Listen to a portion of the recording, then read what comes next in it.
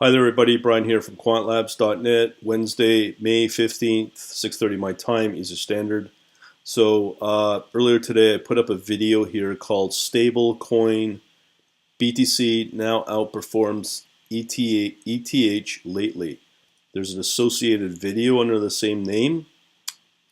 In this video, I talked about how I noticed with my latest testing how BTC was becoming the more opportunity with as a stable coin versus between December and April where Ethereum was the dominant stable coin. But since the better performance came along with Bitcoin, Bitcoin is now the stable coin king for the last, I don't know, maybe a week, 2 weeks, I don't know. But that's what I'm seeing on Binance. That led me to looking at using Fibonacci levels, which I'm proven now that is very predictable, very useful.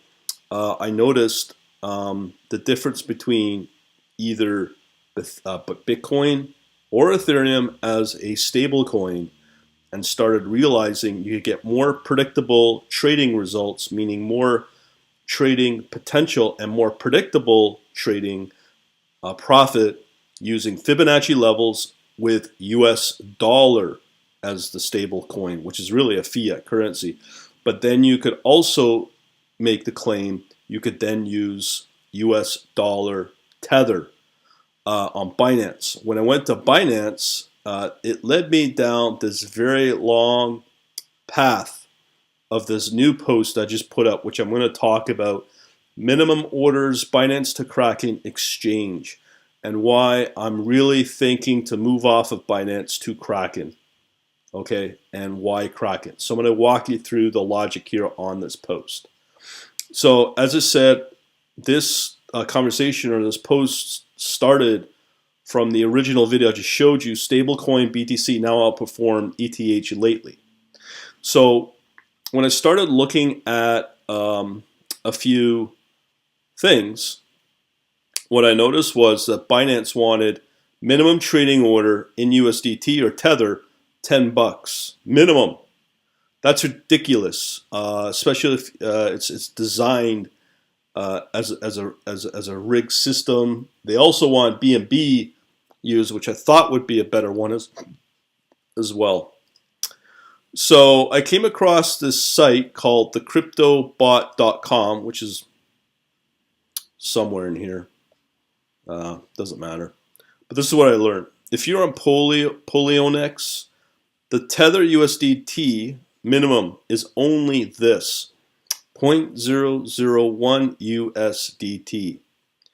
Bittrex, which is now in trouble, which is the broker associated with the creators of Tether, is 0.005, 0.0005. So these guys are in trouble with the New York Attorney General. Okay, that's a big deal, and I put the link right here.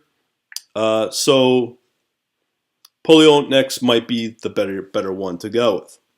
So here's the minimum deposit needed. You can also deposit with something called USDC. So Polyonex, I probably got the pronunciation wrong, but who cares? Created their own coin called USDC, equivalent to Tether on Bittrex. So we got that here in this link. Now I started thinking maybe Polyonex might be the exchange to move to potentially because of this, because the minimum trade requirements are this low for making trades with USDT. But there's a big caveat here I never thought of as I investigated further, and I'll go into that in a minute, which is very critical. So I started looking at the reviews, looked all good. Now here's where the problem is with Polyonex. Now if you are like me, let me just go over to the store.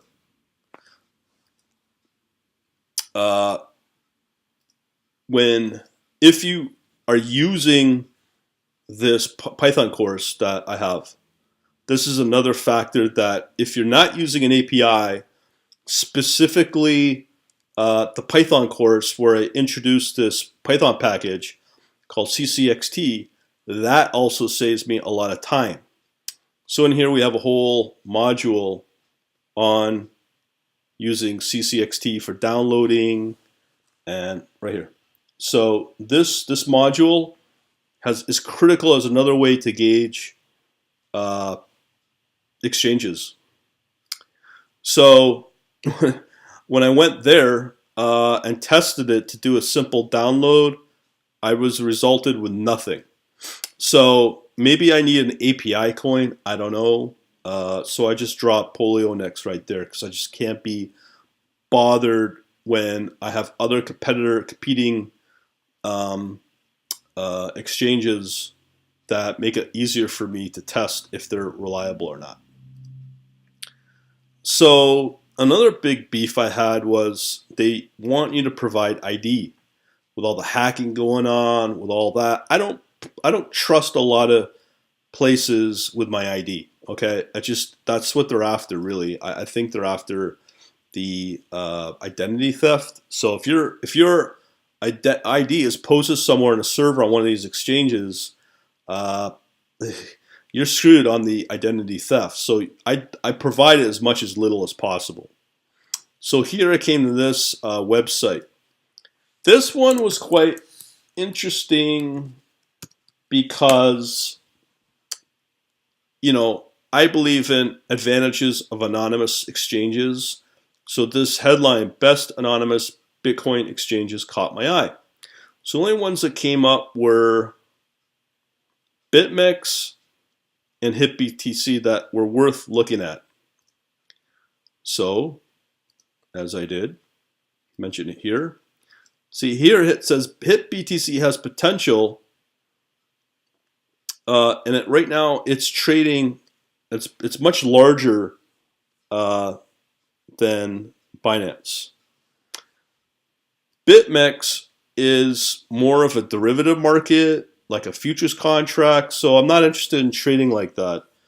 So, if you're trying to trade traditional symbol names like that I usually do, like Ethereum, or let's say Ethereum against Bitcoin, or I don't know, Monero against Ethereum, so and so on. This is not the place to do that. You will not be able to do that. So HitBTC looked okay, and I thought, okay, I'll check these guys out. This was left with a very bad taste in my mouth about HitBTC. A lot of bad things going on. All this stuff about high withdrawal fees and that was enough to make me go, nope, no on HitBTC.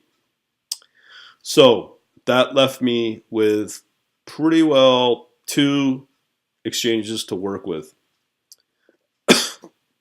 Now, with this link I provided on minimum USDT orders, it said that Kraken was $5. So remember that Binance is $10, Kraken's $5. So at least it makes it a little more palatable with Kraken. So when I looked at Kraken, first thing I look at is what are the requirements of Kraken for verification on who you are. So it's very simple. So let me show you. This is on the Kraken site here. So there's 3 levels. Starter, which I'd easily fall into here. All you need to do is provide the 2FA, which is like authentication, like Google Authenticator or whatever they use. No problem. Email, your name, date of birth, phone, physical address. And that's where it stops. You don't have to provide any valid ID until you move to the next stop. And this limitation of $2,000 Bitcoin a day, I ain't going to worry about it. If I could make $2,000 in Bitcoin a day, man, I wouldn't be doing these videos. because we'd be talking, man, 16, was it currently at 16,000 a day or whatever, doesn't matter. So Kraken looked pretty good on that level. Then I started looking on Reddit. I like Reddit because it's safe, or they're honest reviews. There's some shilling going on there, but overall I kind of trust. I always look for the negative on Reddit, or for whatever I'm looking at, and on exchanges it's really good for that. So there were some concerns about Kraken with some negative stuff, blah blah blah blah blah, and this long drawn out blurb on about Kraken. One thing I will say about this is really good. I'm going to assume that some follow up on this for sure. So let's just load. But the thing is that really kind of impressed me about it was that actual staff from Kraken followed up. So if you got a problem, put a ticket in, let us know, and they'll look into it. I thought I was pretty impressed by that because I don't know any other exchange that does that. And remember, Kraken is US based as well, so there's some confidence there. Okay, so understand that as why I was leaning towards Kraken as a potential. Now, another one, it got some kudos. There was a little bit of hate, but overall, when I start reading these articles, especially this one, this really opened my eyes. Never thought about this. Doesn't measure the Kraken USDT liability. So what does that mean? Let me show you. Okay. This right here is the symbol list of Kraken. It's not very big, but it has all the major crypto coins that you can work with. In here, what you'll notice is that it enables you to trade in Euro, USD, I think there's British Pound, Japanese Yen. That is pretty good, okay? Because now you are trading the real McCoy. I would think so. So if you want to trade recently discovered XLM USD, you're not trading in Tether, you're trading in real US dollar. There is one pair supported for USDT and USD, but it takes away something I never thought of, which is this thing called doesn't measure the Kraken USDT liability. So there are people out there who will assume USDT equals USD. Now, when you read this and the recent news in April with the New York Attorney General questioning this paper magical thing with some magical thing. They claim that Tether is backed by X amount of US dollars in the bank, which is turning out to be BS. That news comes out, which it is, and that's what the New York Attorney General is looking at, along with Bittrex themselves as the exchange. This is something that we need to be worried about if you're holding Tether thinking it's US dollar. When Tether collapses, what actions will Kraken use to compensate its users? None. What actions has Kraken taken thus far to protect its users? What kind of due diligence has Kraken performed before listing USDT? OP's post is about Kraken ranking the best exchange. Exchange would list scam coins, or would they list USDT? A good exchange would take basic action to protect its customers not to expose the fraud.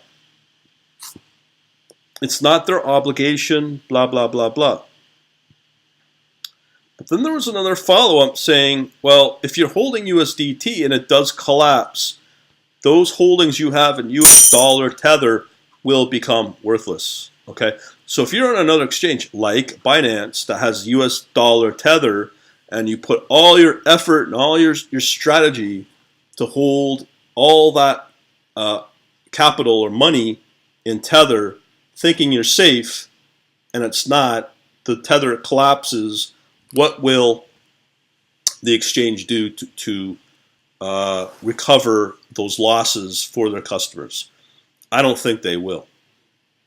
So again, let me just show you the symbol list of Kraken. Do you see US dollar Tether outside of this one pair there? No. What they do, it's real currency. It's real. It's real. Well, I'm thinking it's fiat currency for that pair.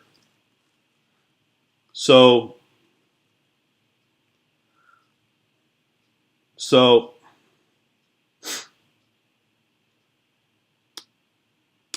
in a way, I guess Kraken's trying to protect their customers from that. So that's a big thing. Okay, so when you think you're trading in Tether and you'll be safe, you might not be. But I think moving to Kraken and having in USD, you'll be okay. So this little Reddit conversation really opened my eyes on that. Okay, so that's a critical one. And another thing I want to say is, as I said, Kraken do respond to complaints. And there were some blurbs in there that if something happened on their system, they will refund the amounts to their customers. At least that's what they say. That's a good thing. So maybe you might find it here as an example. Let me just put up this one right here. All right, so here the guy goes on. Right here, Kraken Thomas. Hello, DM me your ticket number so I can look into this. That's a guy for Kraken. That's pretty good, I think. All right, so consider that very carefully. Another thing that came up was Bitstamp, which was mentioned in these Kraken subreddit posts. So when I did a test to download something, I got this stupid, and this is using CCXT again, something to do with time frames. Couldn't get around it. Couldn't. Again, it's the same thing as up here, where with Polionex or whatever, does the same. Screw 'em. I'll go with somebody who's better. So the other concern I had about Kraken is what's the minimum deposit you need? Because like, would you go out and put your life savings into an exchange thinking it's safe? It might not be. So here for the US dollar, it's only 20 bucks, 125 Canadian. So that's pretty good. So I could do this locally on my postal service for 20 bucks. No problem. All right, so that's pretty good. And again, I have confirmed that US dollar Tether or whatever, or US dollar, its minimum is $5 US. Good enough. So that's why I'm probably going to move over to Kraken. And we've not even talked about on Binance that big 40+ million loss on Binance. But the thing that really got me was this $10 minimum. Yes, you could go with these Polionex or Bittrex for less than $1, but why bother? Kraken seems to have a pretty good reputation. Their support seems to be adequate. So I might move over. The next test is to ensure when I do a test, because there were complaints with Kraken how the fills were very slow. One guy on one of these Reddit posts said that they've radically changed their system last year, and it's night and day. So one of the critical things is I want to test out the raw software before I go ahead and put some trades in. So this is why I'm looking at Kraken. So when you look at this video, one of the things I will say as here, if you want more predictable profit, use USD as your stablecoin. Because you're not fighting volatility with the stablecoin of either Ethereum or Bitcoin, and that happens. So that is a massive advantage. And then when you start using Fibonacci levels, it becomes a lot more predictable. Your choices are lower in selection and opportunity, but what does that mean if it's consistently going to have you lose money? So I think with the Kraken option and using only the US dollar as your stable coin against the top, as I said in this video, the top 10 coins on CoinMarketCap, and again, out of those, you're going to have a limited choice of pairs to work with because you're on a smaller exchange, but you have a potential to make money with those smaller subset of crypto coins, altcoins. So we'll see how it goes, but it is a big switch, but it's not as bad because I'm using CCXT, the exchange. People are going to go, what is CCXT? Well, if you come under the store, look for the Python courses, this will take you to here, okay? I mentioned this in the other video, I'll mention it here again.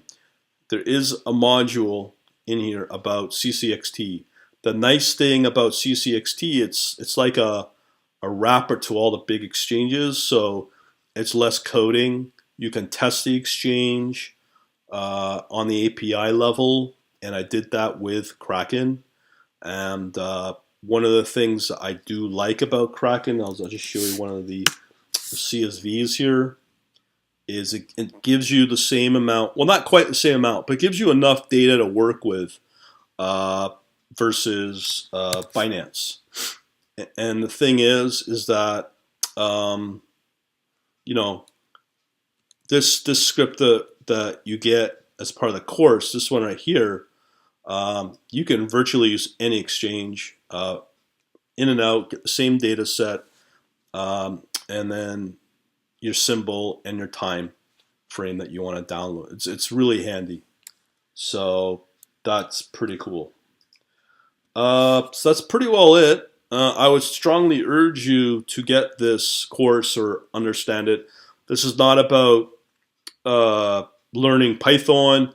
This is about building a infrastructure of scripts that you have available with a framework to be able to adjust to regime changes in the market, as what's happened in the last month and the latest discovery I made today.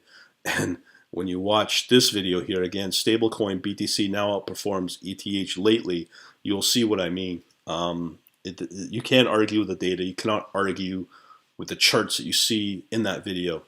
And you want to work with, now that I discovered this mention about Tether versus real fiat currency of USD as your value store on the exchange if Tether does die because of this New York Attorney General investigation.